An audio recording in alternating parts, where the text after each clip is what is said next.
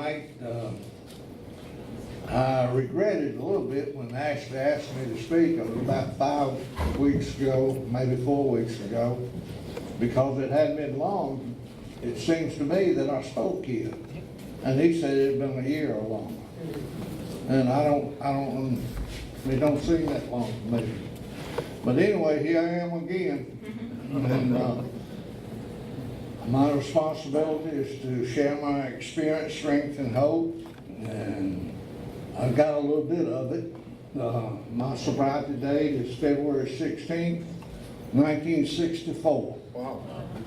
And if you count that up, that would come to 54 years this past February. I'm truly grateful and honored and privileged to have been on this journey of sobriety for that many years, and to have made friends and hoping to make more friends tonight down through the years. I've been many places and had the honor of being in many places, and I'm grateful for it. I never say no when I'm asked to share. I don't know where I'm going to start, but I have a pretty good idea. Some of you know Tom. How many of you know Tom? I do. Most everybody all over the state knows him, all over the nation know him, even into Hawaii and Alaska. And I had the privilege of going with Tom to the International Convention in 1985 in Montreal, Canada. And Tom and we got up there on Wednesday, and we began, the meetings didn't start that night, but we began going around looking at places and things and talking to people. And we went out to eat that night about 10:30, 11 o'clock. Came back to the hotel. We had 2 beds. We were not sleeping together. We had 2 beds. And Tom came in and he got ready and went into the shower, and he started humming and singing and cleaning up. And he came back to the bed and pulled the sheet up around his nose, and he started.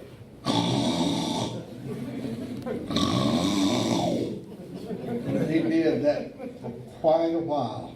I didn't get much sleep that night. And I talked with a guy he was from Eagle Springs. He was up there, a friend of mine. He's dead now. I talked with him the next day about the problem, and he told me what he thought would be a solution. So on Thursday, we were busy in meetings and going out and meeting new people and so forth. We came back to the hotel room that night. Tom got his shaving gear and so forth. He went to the shower, cleaned up, came back, pulled the sheet up around his nose, and he started. It sounded like a dying calf in a hailstorm. And I followed my buddy's suggestion. I went over to Tom and I pulled the sheet back, and I patted him on the butt and kissed him on the cheek. And Tom sat up the rest of the night and watched it.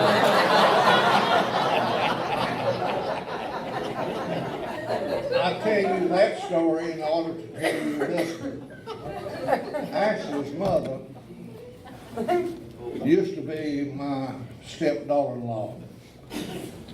She ran a beauty shop in the Deep River community, and my wife would go to that shop regularly. And I was down there one evening late after I'd gotten off work with the phone company. I'm in the beauty shop, 3 or 4 other ladies in there, and his mother. And Ashley had gone out to my car, and apparently I had left the key in it, and he turned the switch on. Well, when he turned the switch on, a tape started up in the tape machine. And won't but a little bit, Ashley come back in there, and he said, "Papa, "Why'd you kiss that man's butt and slap him?" All the women looked at me just as funny. I said, whoa, he's got that story wrong. But anyway, he probably don't remember that, but he was about 5 years old, maybe been 4. But he's been a mess down through the years. But it's good to see him in the program. When I picked up, I had a speaker primary purpose group a while back. I actually picked up a chip that night. And I actually told the speaker, says, between me and Papa Wallace, we'll have 55 years. Oh, man. But it's good to see him in the program being active, and thank you guys and gals for helping him grow in the AA way of life, and he is doing that. I am an alcoholic, and I'm as sure of that as I am of standing here tonight, and I believe I've been one since I was about 20 years old. In 1953, the Korean War was in progress. I was drafted when I was 19 years old, living in Roxborough, North Carolina. And I went into the Army down at Fort Jackson, South Carolina. Went into basic training. And in August of 1953, the range officer gave a command, cease fire, cease fire. We were pulling targets and shooting on the rifle range that day. And he said he had an announcement to make. He said the Koreans have just signed a truce. Apparently they knew I was coming. But anyway, he gave us off for the rest of the day. We could go back to the company area, clean up the equipment, and have the rest of the day off. But I can tell you, we got that equipment clean, when much of the day left. But anyway, some of the guys went up to the PX and began drinking 3.2 beer.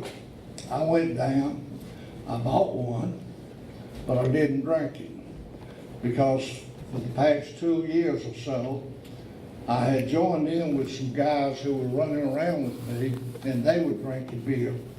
And they enticed me to start drinking a little bit with them.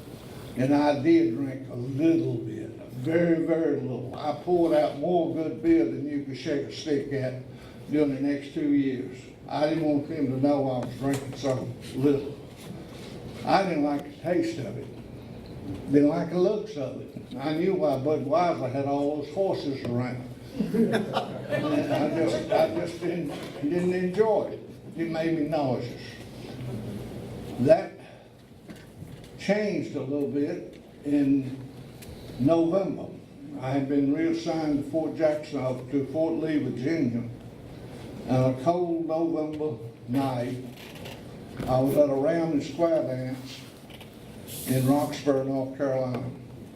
A room a little bit bigger than this. It had a stage up one end of it. And there was a country and western band up there, and they were playing music. And I went in, and I was standing over next to the heater in the corner, looking back toward the door. And I was doing what I always did out in public. I was standing back, watching other people laugh, talk, dance, socialize, be with the girls, and I couldn't do that. I felt inadequate, less than, country, backwards. I just didn't know how to act in public, and I was embarrassed. I was standing there that night at that heater. I had on an Army OD uniform, and I've always believed in being neat. And that uniform fit real tight. I had a flat top haircut about like it is tonight, except it was a lot thicker and a different color. I had the little pins on the shoulders to make the uniform look better. I had on all the medals I'd earned that afternoon at the PX. And I'm standing there watching other people have a good time. The two guys I'd come out there with had already started dancing and butting up to some girls, and I wanted so much to do that, and I couldn't do it. And I'm looking over toward the door, the concession stand. A lady came up to the window and bought a ticket. Then she went around to the door and started in. and I saw two humongous protrusions come in that door. And I mean, they came in the door a long time before she did. And she came directly over toward that heater where I was. Apparently she saw all those medals I'd earned. And she began talking to me. And I'm embarrassed because my mom and dad and my preacher brother had warned me about getting involved with naughty girls or drinking liquor or anything like that. And I could tell that this possibly was a naughty girl. I had heard things about her that would curl your hair. And she was there talking to me, and people were looking over that way. I was embarrassed. They were grinning and whispering to each other, and I knew they were talking about us. And she made a suggestion that I escort her out to the car. Now, I'm glad to get out of there under those circumstances because I'm just upset. I'm not unaccustomed. I went out to the car, escorted her across that parking lot, but I didn't see any wolves that I suspected would be out there. We got in that car that night. She started to motor up on our Chevrolet. And she started the radio up, put it on WCKY, Cincinnati 1, Ohio. And country and western music was coming out. Then she reached way over there in front of my knees to get to where that heater used to be, that button. She turned that button on. Well, she had the motor running, the radio going, and turned the heat on. And when she come back up in the seat, she began trying to turn me on. And I'm restless, ill at ease, and discontent. And I have been warned about this by my preacher brother and mom and dad. And I'm thinking about what mom and dad said, my preacher brother. I'm thinking about what I'd heard in the pool rooms at the service station. I began thinking about the possibilities of the evening. And I had this battle going on in my head. Should I, should or not? Should I, should or not? And I look at her, she's beautiful. And I look over there again at them. And I think a little bit more, and then I look back at them. And them told me to take a drink. She had reached on the seat and got a pint of white moonshine whiskey. And I had never drank any whiskey before in my life. And she poured out 2 cups of whiskey, and she said, now hold it. And this battle's still going on in my head. I gave in to it, and I reached over and got that cup of whiskey, and I forced it down and tried to act as if that was something I'd been doing all my life. We sat in the car about 30, maybe 35 minutes. I had 2 or 3 more cups of that whiskey. And I can tell you, my being in that car that night, my experience with women was about like my being in the Army. I had fired off a few good rounds, but I'd never been in combat.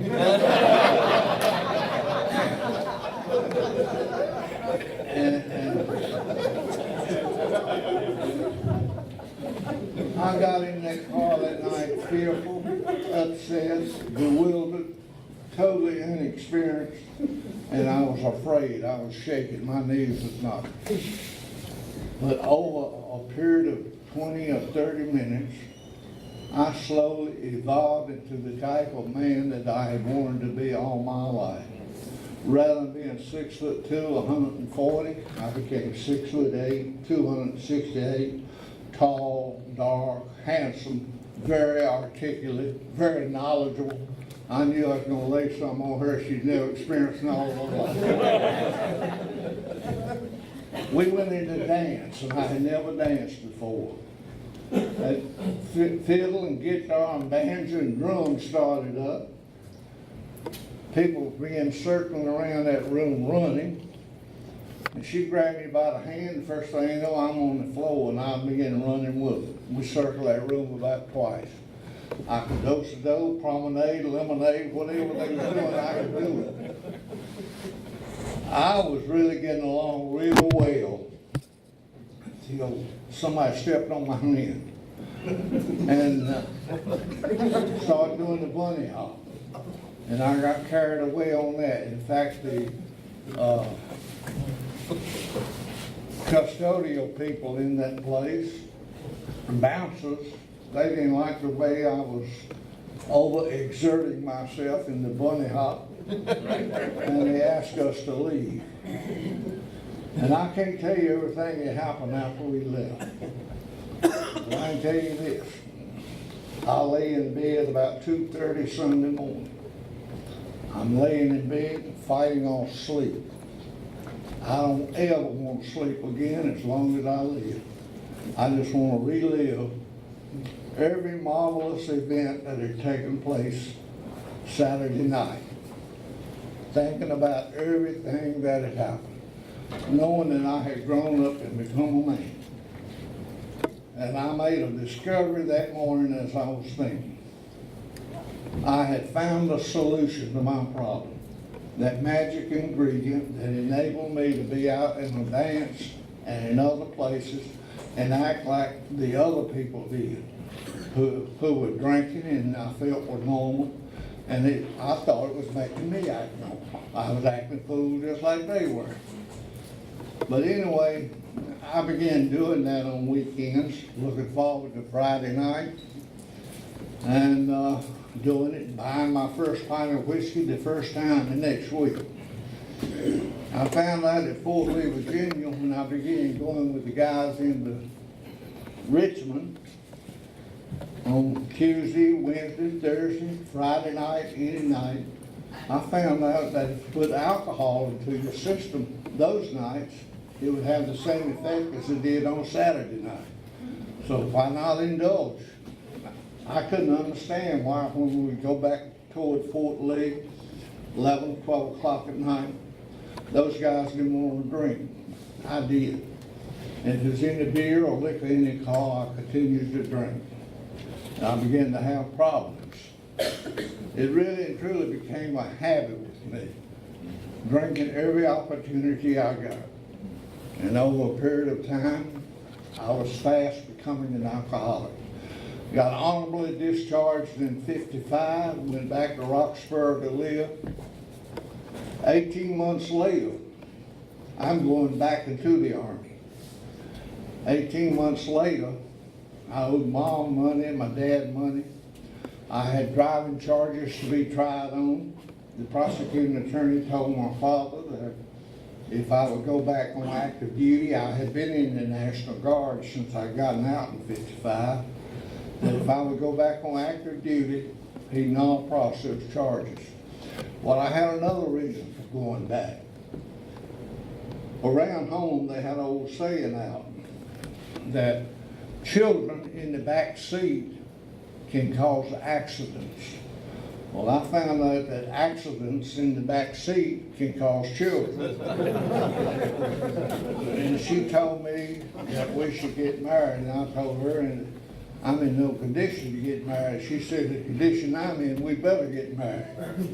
So we did, but 9 days later, I'm back on active duty. 3 months later, I'm en route to Korea. I'm on a ship, and I'm standing at the rail of that ship one morning, taking a look at my life since I had started drinking. I had had lots of trouble, like driving under the influence, driving after the license revoked, losing jobs, making promises to Mom and Dad, to employers, to company commanders, to boss men. I'll never do it again, just give me one more chance. And I'd be drunk before night. This went on. I eventually got to Korea. I had sworn off on that ship as a result of all the trouble I was having drinking. When I get to Korea, I will not drink. I'm going to soldier. I might even make the Army career. I had been promoted to corporal in the National Guard. And in Korea, I really worked hard on my job. I was the sharpest soldier in the entire company. I was a company soldier of the month 5 consecutive times, battalion soldier of the month 3 times. They put my name before the promotion board and I was promoted to sergeant. And that Saturday afternoon, when the captain had sent me up to the laundry to have the sergeant stripe sewed on, when I was coming back down to the company area, the sergeants in the company were en route to 38th Ordnance Club. I had never been in that club or any other club in Peru. They said, you're supposed to come down to the club and buy some drinks. Well, I had enjoyed working with these guys, and I thought maybe I ought to socialize with them a little bit, so I said, I'll be down as soon as I can get dressed. And I went down an hour or so later and went into the club. They already had the Korean girls with them.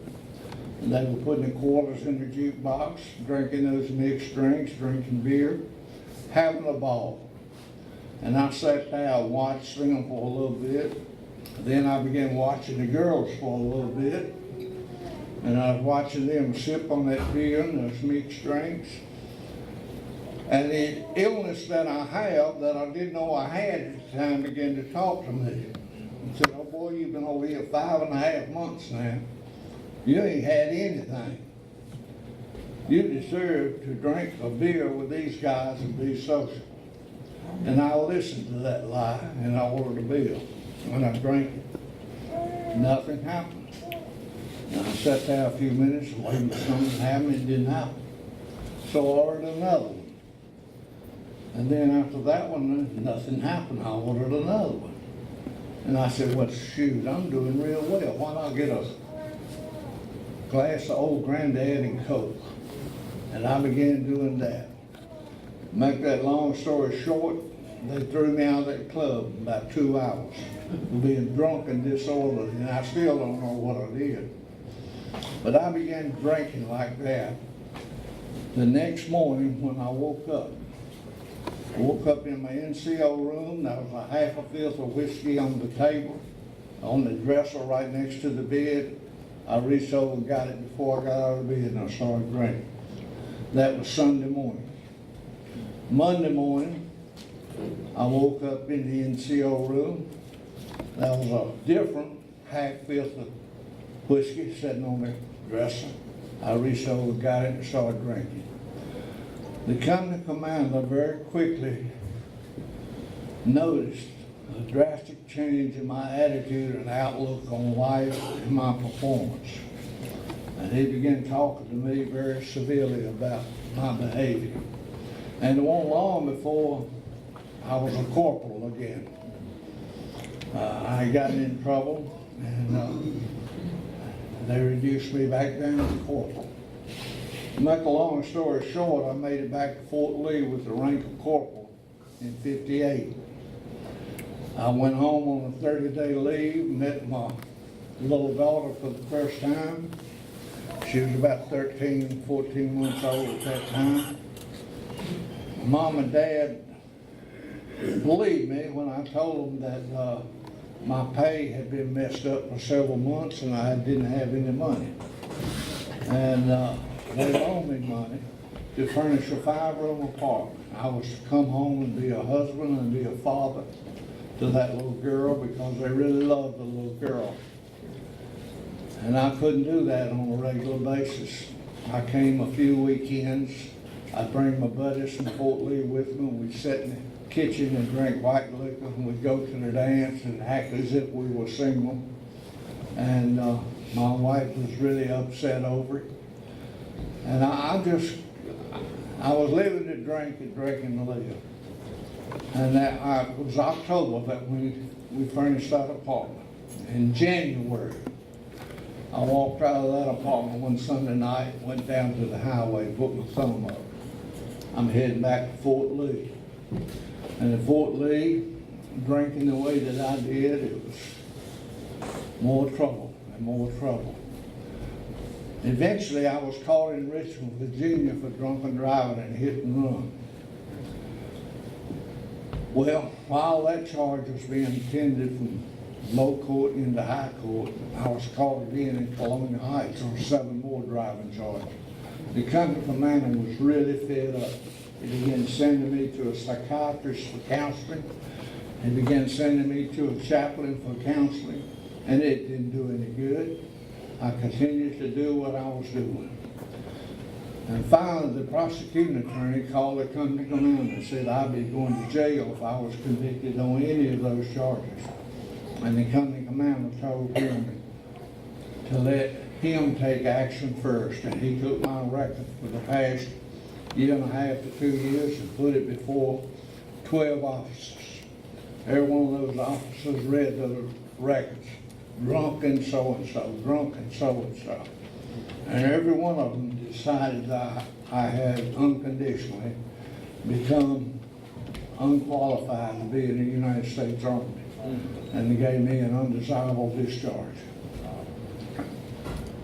They gave me that one day, and I went to court the next day, and they were right, I did go to jail. I received a 90-day jail sentence, $575 fine, cost the court.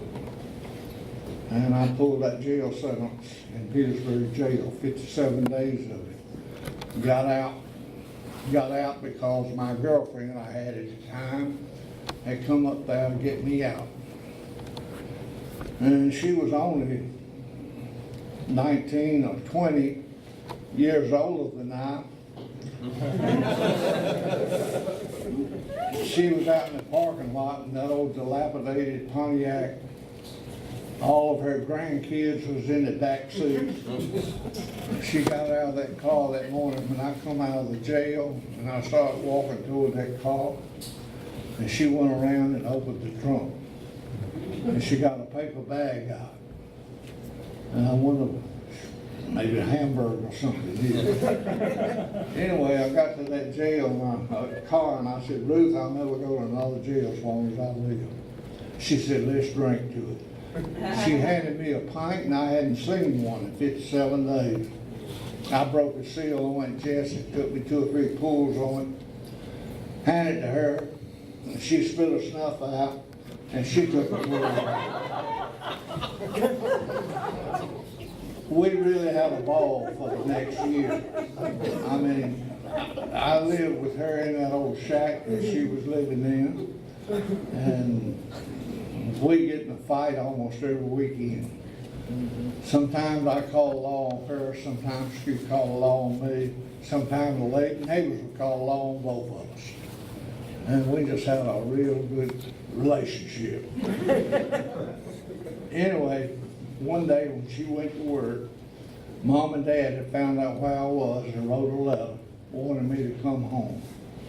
And I figured I had better get out of Petersburg because things were getting rough. So I went out to US 1, stuck up my thumb, and I went back to Roxborough. Mom and Dad said, you can move in here, we'll help you get your life straightened out, but if you start drinking, you're out of here. I promised them, never will I drink again, never, not ever. I'm through with it. Well, my cousin believed me, and he gave me a job back at the mill where he had fired me several times at 55 and 56. He gave me a job back. I go home in the mornings, I stay around the house with Mom and Dad. I go down to the store, spend time with him at his store that he owned.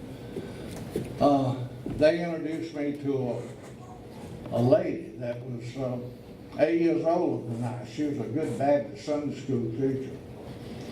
And I started going to church with her, started going over to her house, taking care of things. A good Baptist Sunday school teacher needs taken care of. She apparently liked my services, and she asked me to marry her after about 5.5 months. And it had been a 5.5 month period in Korea that I had not drunk anything. And here I am, I've had it again, 5.5 months. She thought she had me saved, so she asked me to marry her. She had a house, 13-acre land, good job, nice automobile, didn't look that bad, and I had 2 pair of pants and 2 shirts, and they ain't no bad deal. We got married. 3 weeks later, we went to a dance, same dance, out at the Legion Hut on Highway 49 coming out of Roxborough. We went to that dance that night, and Sue was a Baptist Sunday school teacher, And she loved to dance. The Baptists around home would not dance. They thought it was a sin. You go to hell if you dance. And they wouldn't even have sex standing up there, afraid somebody would think they was dancing. And anyway, we went to dance that night, and I got up and tried to dance, and I couldn't. I had 9 left feet. When she wanted to dose, I wanted to dope. When she wanted to promenade, I wanted to lemonade or something. I couldn't do it. And she went to the powder room with her friend, and that friend's husband worked with me in the mill at that time. He handed me a glass of old granddad across the table. And I gulped that down right quick. And when she got back to the table a few minutes later, I was ready to dance. We did have a couple of enjoyable dances. But then that night, when the dance was over, they had to wake me up the back of the room. And I had passed out of the table. And she went out the door crying, and I went out the door vomiting and cursing. And I put her through a lot of hell during the summer, during the entire year of 1962. A lot of hell. Promised her many, many times that I'd quit. And I could quit for a few hours or one day or something like that, if I couldn't stay quit. And this went on for a year, a little over a year. After Christmas of 1963, after Christmas of 1962, I worked very little for the first 3 weeks of January 1963. I worked just enough to get me some liquor money. And during the third weekend of January 1963, I began drinking on a Friday afternoon. I was doing carpenter work at the time. We got off work at 2 o'clock that day because it was raining.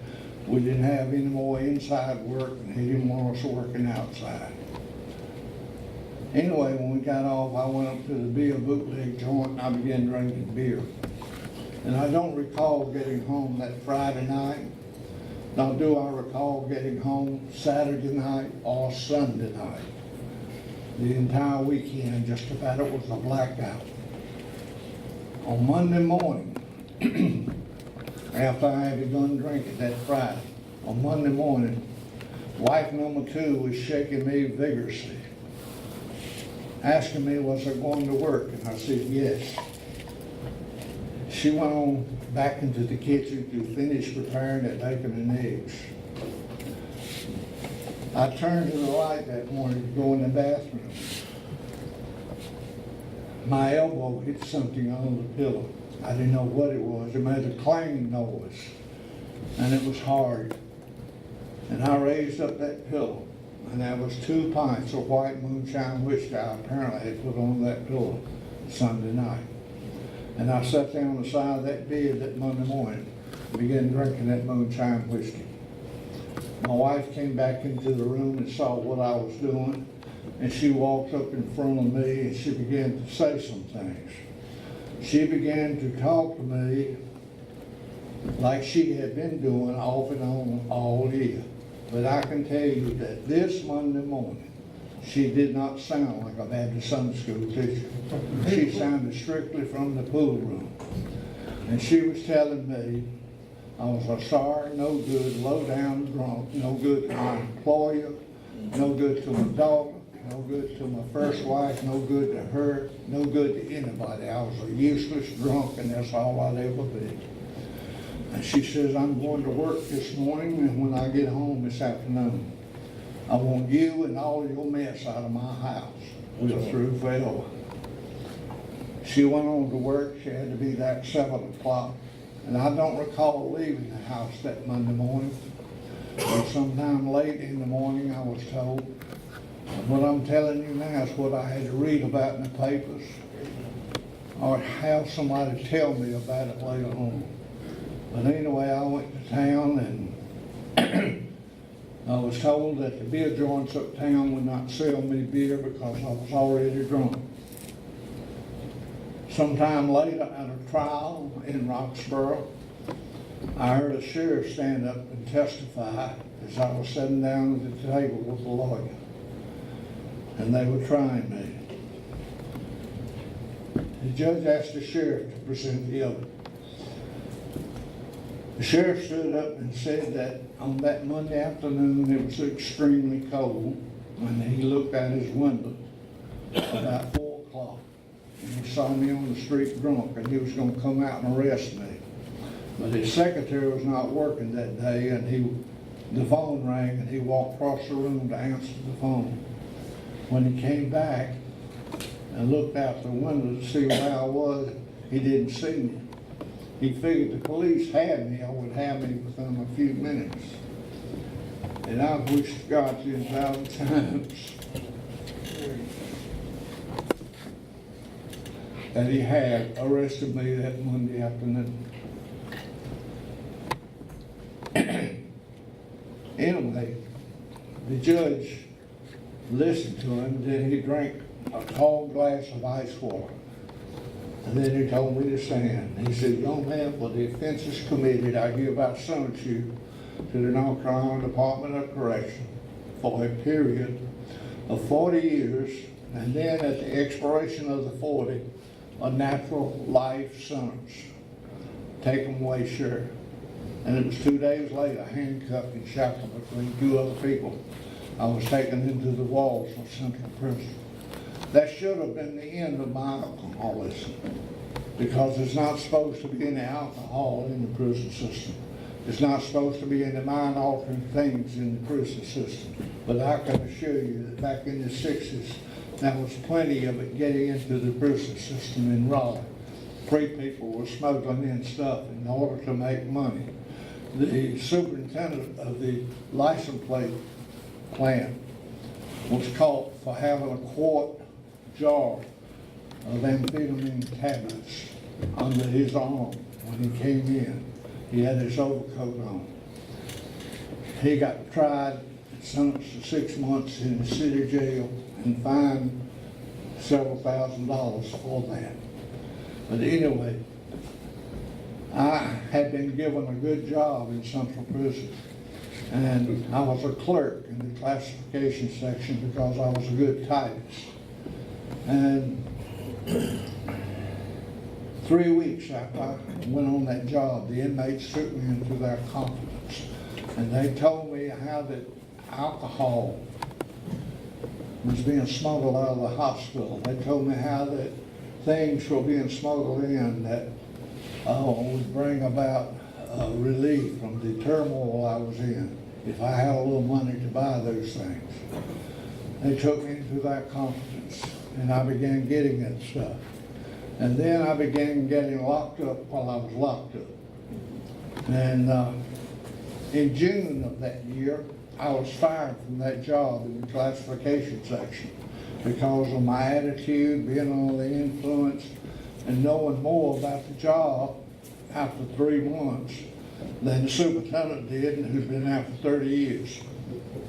So they fired me. Anyway, in June, something else happened.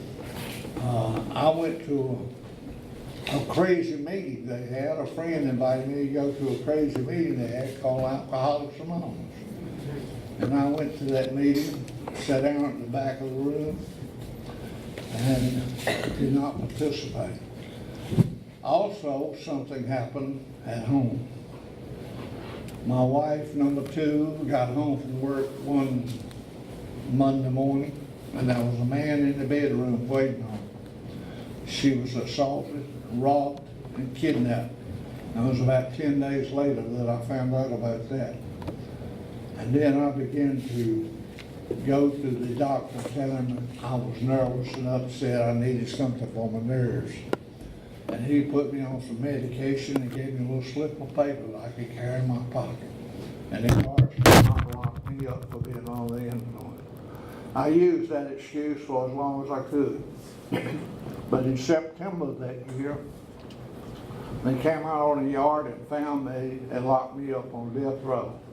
And I didn't know of anything I had done openly, maybe in a blackout or something. But anyway, they locked me up. And they told me why I was being locked up. The guy that had assaulted my wife had been caught and tried and brought into Central Prison for processing. they thought maybe I might want to talk with them a little bit, and they locked me up. And I stayed locked up now on death row right next door to Frank Wetzel. You've heard his name. I stayed locked up next door to him for 40 days and 40 nights. And I made up my mind during that 40 days and 40 nights, as I had done in the community. Never, ever again will I take anything or drink any mind-altering substance. Never, never. I'm through forever. I'm going to get myself straight in here and stay straight. They let me out on a Saturday morning when he was en route to Oldham Prison Farm on the prison bus. They let me out. Within 2 hours after I hit the yard, I was under the influence again, in spite of having made that vow to myself, to God, that I'd never ever get involved again.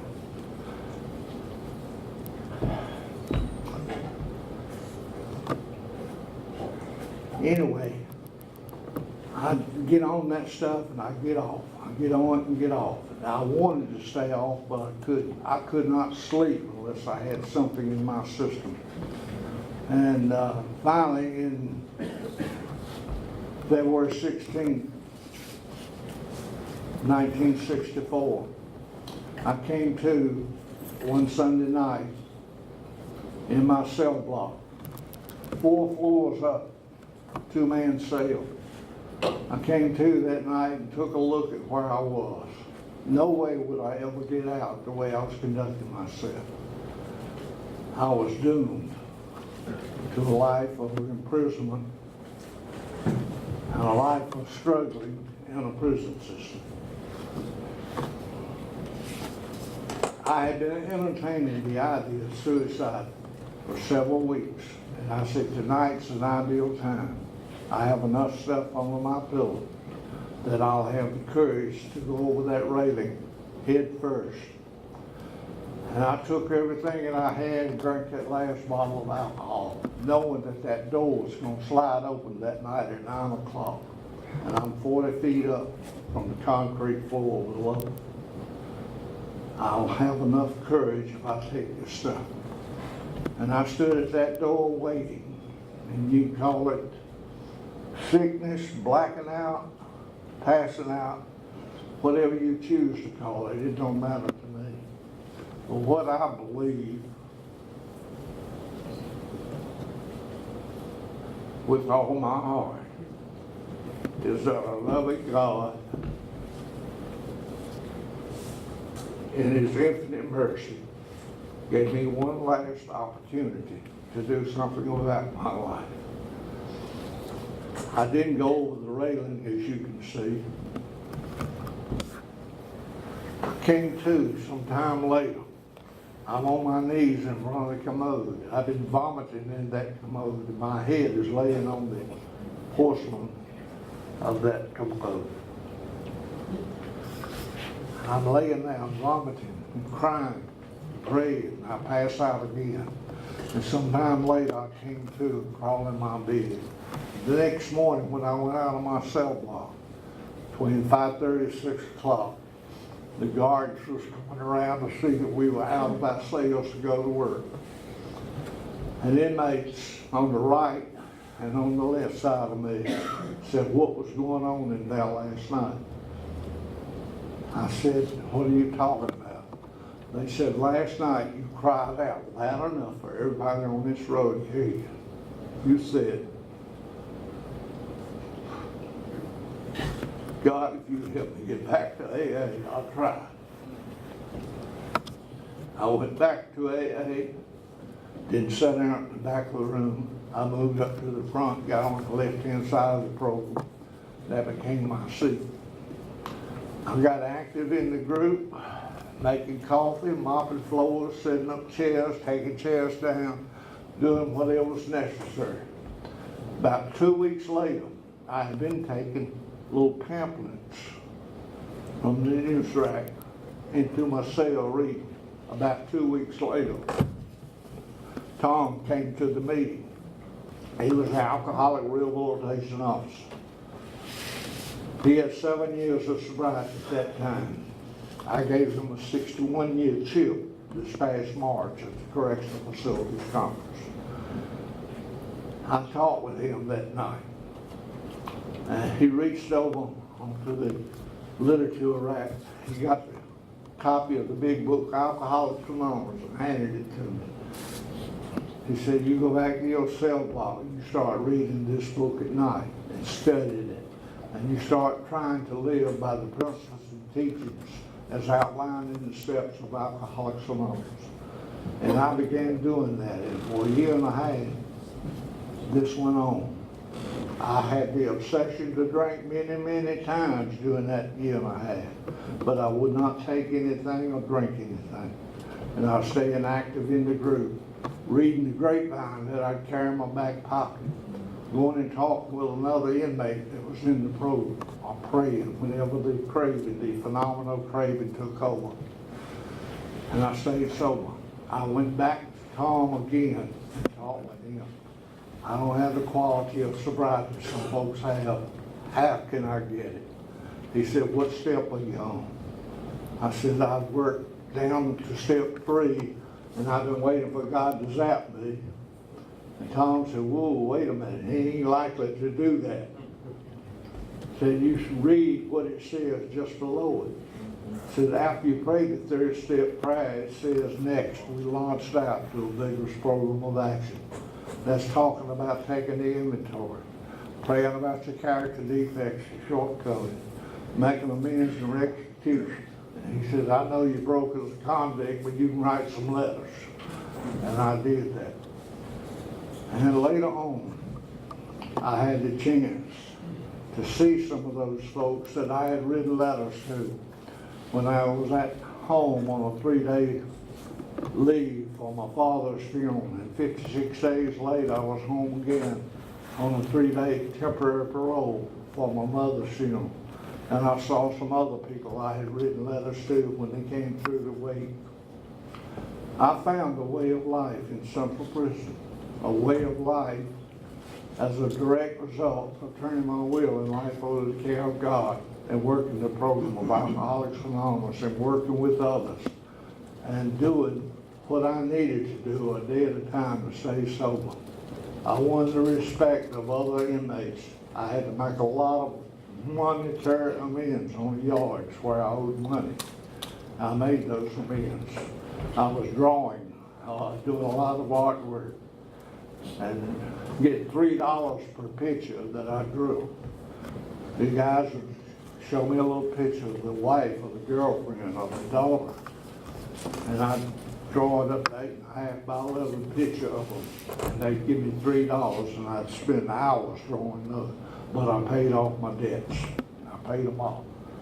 And I got out eventually because some people in Sanford went to me and went to bat for me. Over 500 letters were written in to Governor Hunt in 1980 and 81. Over 500 letters saying we were loved to have Wallace as a citizen of Lee County. Governor Hunt commuted all that time down to 35 years, whereby I could be paroled April 8th of 1981.